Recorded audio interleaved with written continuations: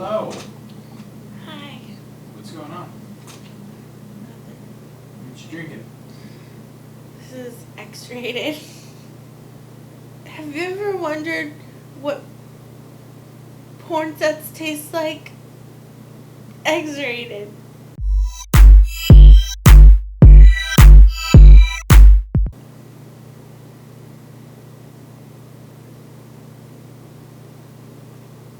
Yeah. What movie did you watch? Jurassic Park. In 3D. Okay, it starts with a crate and they show you that awesome 3D stuff. And inside, you don't know what it is. I'm assuming it's a dinosaur because that's what this movie is about. And they make it seem like super important because they're like, gate team, which is one guy. He has to open the door and then is dragged inside the cage by the velociraptor, who then eats him alive. If there was more guys, I think they could have easily opened the gate and closed it without him dying. So right off the bat, I'm annoyed by their systems and their inability to safely move dinosaurs. And you see them digging in these amber mines, and you're like, oh, amber, that's pretty. It looks like maple syrup. It's not maple syrup. And then they find like little mosquitoes inside of the amber. I would rather have maple syrup. It's very expensive, and it's really delicious. I like pancakes a lot.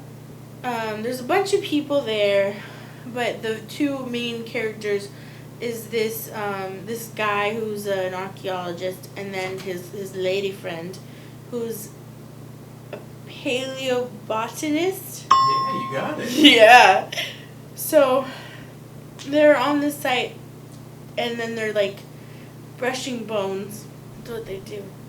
And then there's this asshole little kid who like taught shit on dinosaurs.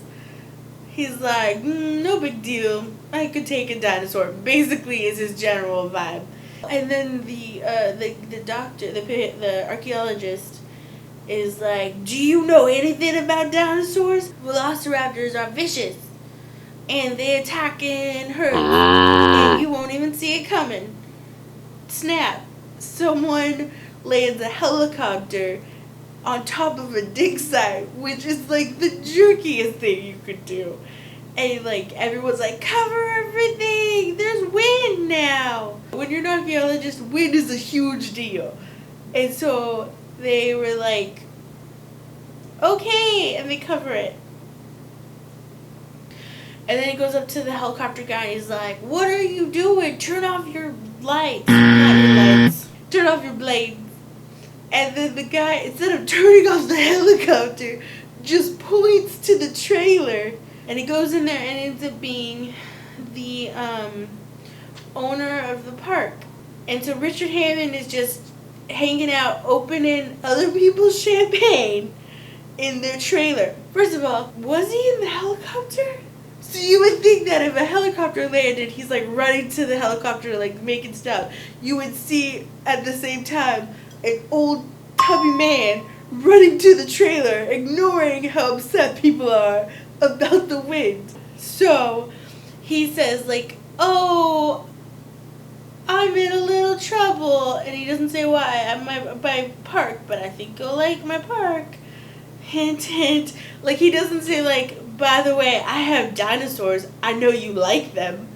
And then the girl comes in too, and she's like, we're super busy. Like, good for you and your park, but I don't have time to go on vacation. I'm sitting here digging bones for a living. That is important work.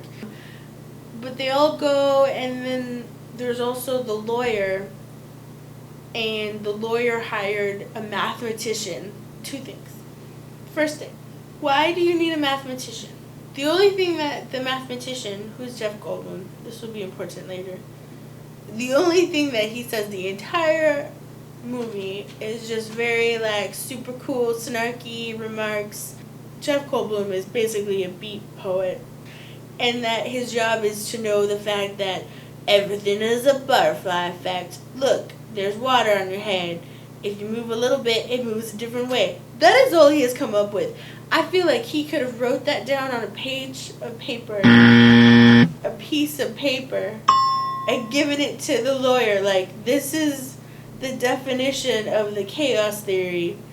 My services are not needed. And then the lawyer, who's like super uptight guy, is in a suit jacket and shorts. And you find out that Hammond has brought his 2 grandkids. So then they go with complete strangers on a tour to visit dinosaurs while the grandfather stays behind in the safe control room. And then they go to a third spot, and there's a triceratops who's the triceratops is like sick. Mm-hmm. So the botanist jumps out and she wants to like fix the dinosaur, and she's like, "Oh, look at this dinosaur's passed out and in pain, and maybe she's eating all these poison plants." And the warden is like, "No, she doesn't eat them." And she's like, "I don't believe you. I'm gonna check their poop." Maybe you should just listen to him and not check their poop. She puts on her poop gloves and she sticks her entire hand in giant piles of triceratops poop. And she's like, "Oh yeah, you're right." And they're looking for Newman, who's stolen the embryos and is now driving one of the vans terribly. He gets his car stuck on like a waterfall, and he sees a dinosaur, a Dilophosaurus.